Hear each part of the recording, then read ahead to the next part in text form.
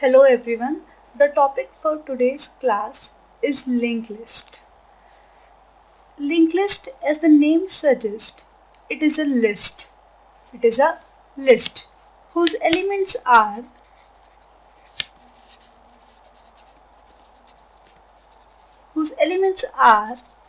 linked to each other.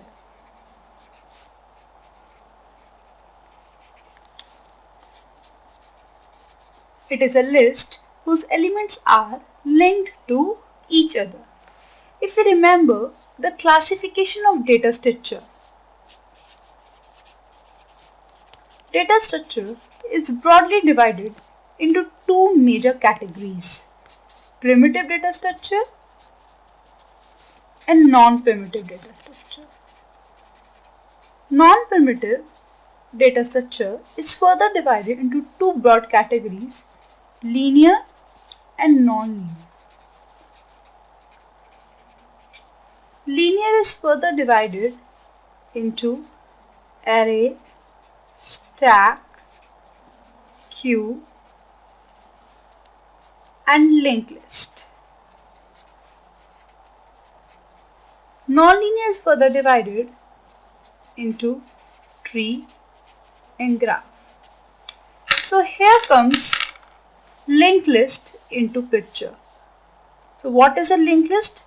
It is a linear, non-primitive data structure.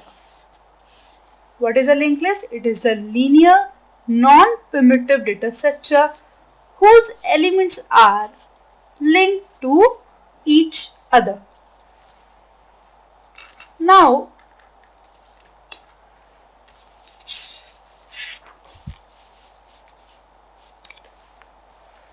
further we understand what are the major properties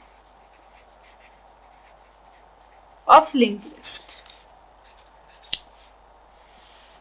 What is the major properties of linked list? Why do we prefer linked list over other data structures? Linked list, as we know from previous, it is a linear, what I said, it is a linear, non-primitive data structure. Secondly, most important, it is dynamic in nature. Dynamic in nature means since it is a data structure, it needs memory to store data. Right? So this memory allocation to linked list is done at runtime using dynamic memory allocation functions. What are those? Malloc and second is calloc. These two functions are predefined in standard lib header file of C language.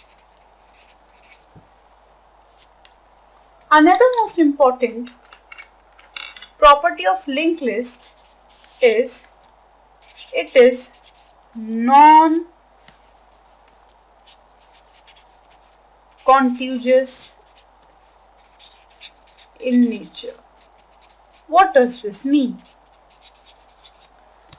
To understand this, let us understand graphically a linked list contains collection of nodes. What I said, it is a list. You can see it is a linear, it is in a line. Now it is a list in which each element is called a node, and each node has similar structure. containing different types of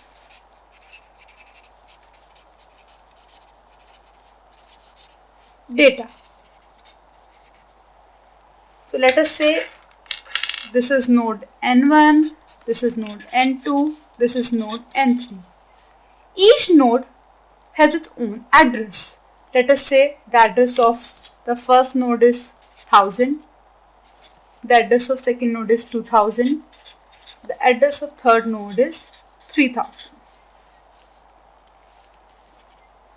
So this node has two major parts. Each node has two major parts. The first is this part and the second is this part. This first includes the data that is to be stored. And this data could be of different data types. For example, it can store roll number of integer data type and name of character type, character array type. Right. So these both are of different data types, but both are included in this data part. And the second important is this. This is what? Address part. This address part includes the address of next node. Now here comes why do we need to store the address? Because it is non-contiguous in nature. So this node must know where is the second node is located. So this node will store the address 2000 in its address bar and it will be linked to it. This node N2 will store the address of next node 3000 and it will be linked to it. So that when we'll be on the first node, with the help of first node we can move to the second, with the help of second node we can move to the third. If they would have been contiguous means continuous, then we don't need to store this addresses. Now, and what this data part will be including? Each node data part will be including what? Roll number and the name. So it will contain roll number and name. Right? So this is the major basic. And the last node, what will be the address part of the last node will be storing? Null. The address part of the last node will store null, since it is not linking to any other node. And there is one external pointer called start. This external pointer holds the address of first node 1000. So what we need? We need this external pointer start. With the help of this we can reach the first node. With the help of this we can reach the second node. With the help of this we can reach the third node. And after reaching the third node, since the address part contains null, we will stop, indicating this is the last node of the linked list. So what is the major advantage of this non-contiguous nature? Why we cannot have linked list in a contiguous manner? Why? What benefit we are getting it over other data structures? The major benefit is efficient memory utilization. How? See, if in your memory you have how much memory this node 1 is taking. Let us count. This node data part is storing what? Roll number 2 bytes. This character array, how much? Character 1. Let us say we have we declare character of 5 bytes. 5. Let us say we say that this is a name A 5. Then this means 5 into 1 5 bytes. right? Then this is 5, 6, 7. 7 is the data part and the address part. Each address part will be having 2 bytes, right? Addresses will always take 2 bytes. Total how much? We have 9 bytes. So each node is having 9 bytes. And we need to store 3 nodes. We have 3 nodes, right? Each node require 9 bytes. So total we need 18 bytes. If it has to be continuous in nature, then this 18 bytes should be available in one chunk. And if in memory, this 18 bytes at the runtime is not available, then no memory will be allocated to the data structure and we will not be able to store the data. Although space is there, but since it is less than 18 and we need the entire chunk because we need to store data continuously, we cannot store data. What we can do now? So this non-contiguous storage nature of the data helps us to overcome this drawback. Even if 9 chunks is available at one place in memory, another 9 chunks is available in another place, another 9 chunks is available in another place, we can say, okay, let's store one node here, N1, let's store a node here, let's store third node here and link it. And our work is done. And efficient utilization of memory also taking place. These small chunks of 9 bytes are also utilized. And we have linked the data and we can store the data also. So this non-contiguous nature is making our data structure efficient, memory efficient. Now, let us understand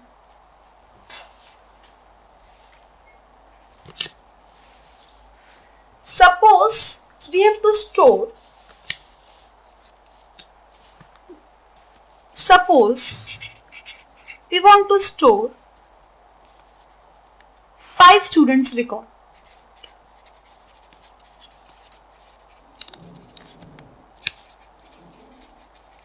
Each record having roll number and name.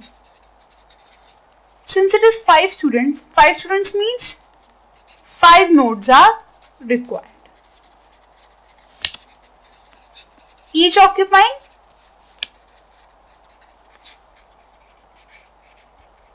same memory space and has same structure. Just we have discussed, they will be having, each node will be have the same structure. Data part, address part. This will contain roll number and name, and this will contain the address, right? Now, what are the steps to store this data in the linked list? Following are the steps.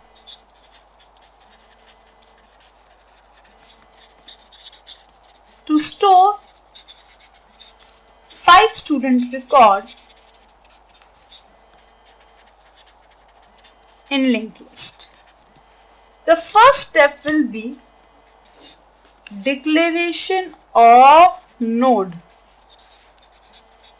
We say in linked list each element is a node, so we have to declare the node, the structure of node, what the node will contain, what its data part will contain, what its address will contain.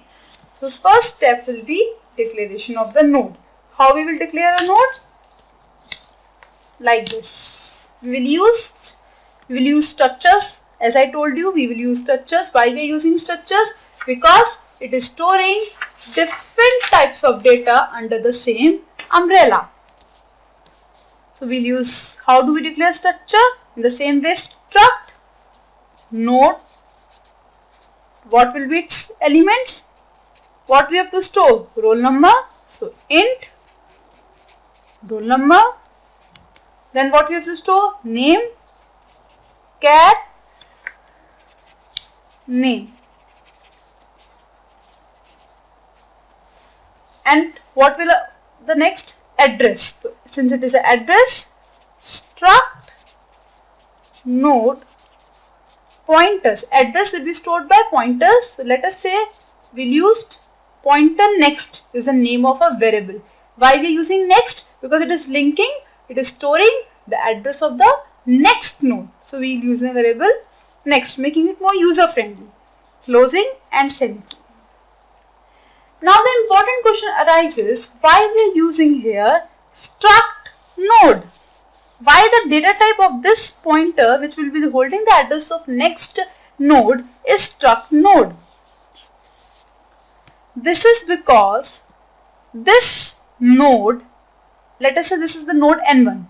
This node n will point to a node of its similar type. n1 is pointing to n2. So the data type of n2 will be same as the data type of n1. They both are same. So since n1 is a structure, n2 is also a structure. That's why the data type of n2 is of struct type. It is pointing to a node of same type. Such type of structures are also known as self-referencing structures. Structures which point to the nodes of its same type. Node 1 will point to node 2 and node 2 will have the same type as node 1. Same as node 1. Right? Got why we are using struct node data type of this pointer is struct node? Good. Now, second step will be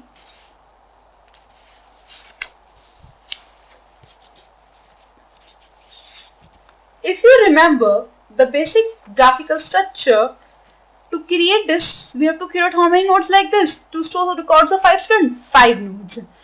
We have an external pointer. This external pointer holds the address of first node, right? So we have to declare this after declaring this node. After declaring this node, that is the structure of the node, we have to declare this external pointer. So let's declare external pointer.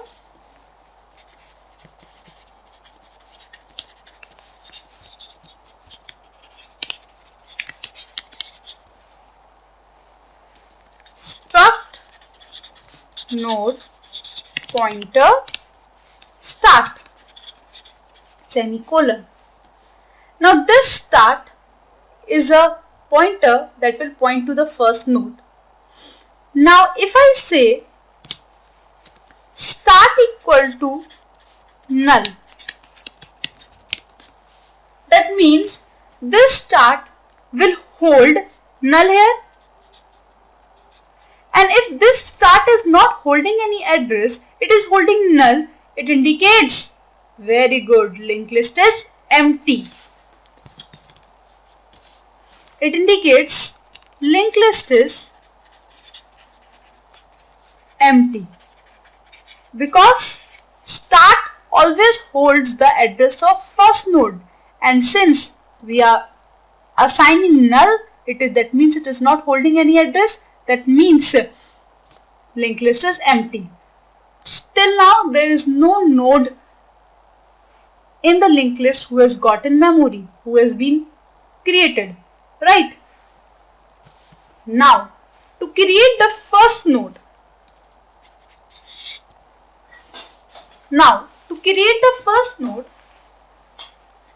the next step that comes is the memory allocation.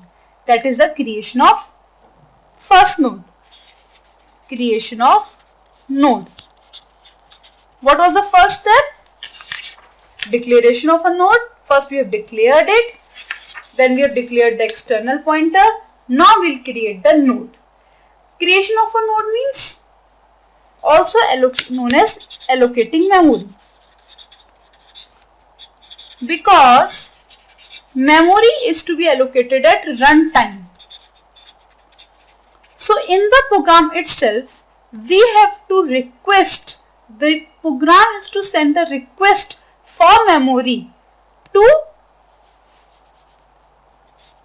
request किसको भेजनी होगी? Request to operating system to give the memory using what? What functions I have told? Using standard library header file functions malloc and calloc. Let us say we are using malloc. So using malloc.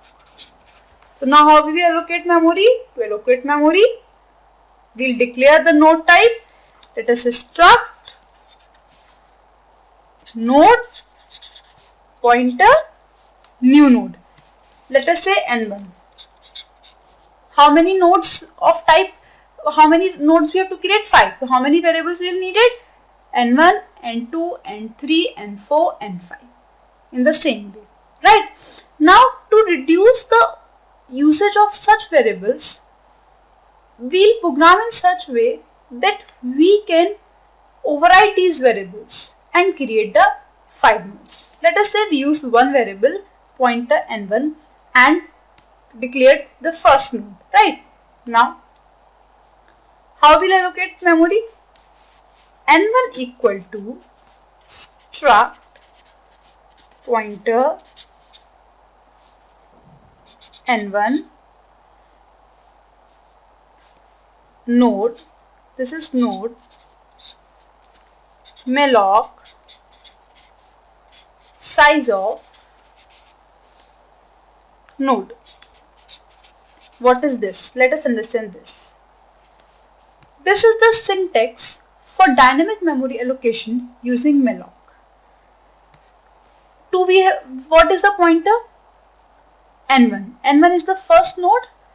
n1. How much memory we have to give to memory? Struct. Here, this is the node type. What is the node type? The node type is node. So struct pointer node malloc. How much memory we have to give? Size of a node. What is the size of node? This size of node function will calculate the total size required by each node. And what is it? 2, 5, 2. That is 9. It will allocate, this line will allocate 9 bytes.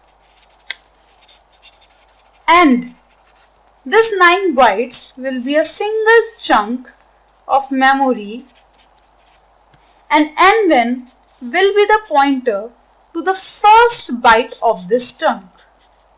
That means n1 will hold, let us say this address is 1000, will hold the address 1000, that is the address of first byte of this chunk. Now first we declared the node, then we declared the external pointer, then we are now creating the node and giving it memory. So now we have given the memory using malloc function. Now memory is given. Now we have to check. We have requested with this line, we have requested the operating system to allocate the memory. Now we have to check whether we asked OS to give us 9 bytes, whether the memory is being allocated to us or not. How will we allocate this? Simple. If n1 को कोई address मिल गया होगा, then that means memory is allocated. If n1 is equal to null, that means no memory is allocated. So simple, using the if condition, we can check if n1 double equal to null. That means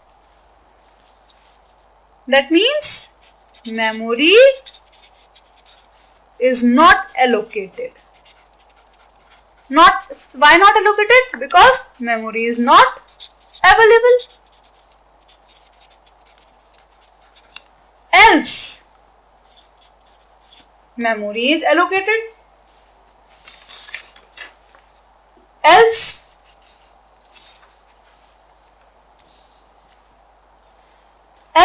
memory is allocated. If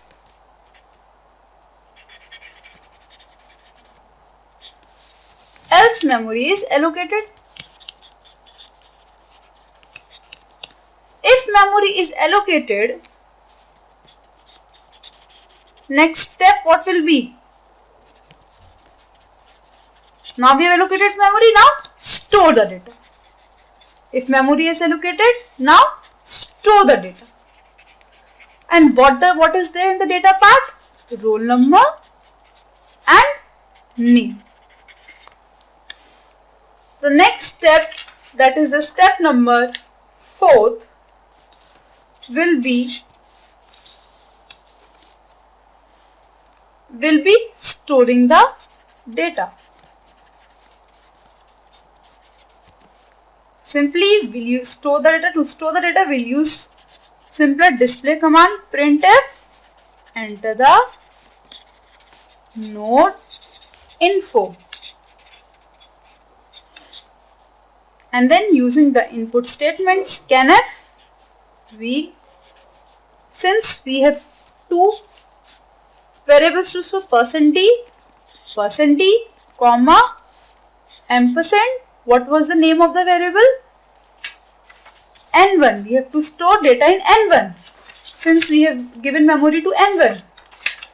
N1 arrow roll number, comma, ampersand, N1 arrow name. With the help of these two commands, we can take from the user with the help of keyboard the two values and roll number and name that will be stored in the node N1. So now in the N1 we have stored the roll number and name. Data part is complete. Now the address part is still remaining. Since if it is now, again we have to check whether it is the first node or not. If it is a first node, then